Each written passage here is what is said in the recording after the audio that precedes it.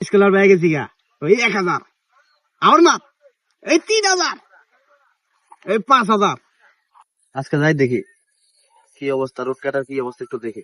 আচ্ছা দেখি। এই তোমরা যে কি করতেছো? যা করতেছি তোর সমস্যা কি? আমি কি দেখবা?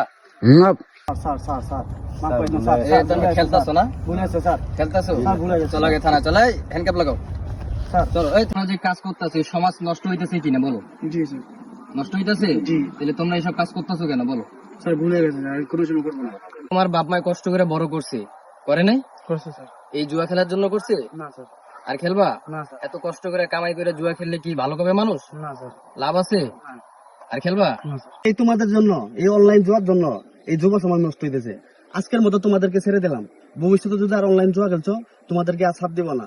আমি সবাইকে তোমাদের দিয়ে সতর্ক করতে চাই, আর ভবিষ্যতে কেউ যেন এই অনলাইন জুয়াতে না আসক্ত হয়। এই ভিডিওর মাধ্যমে আপনাদেরকে সচেতন করলাম।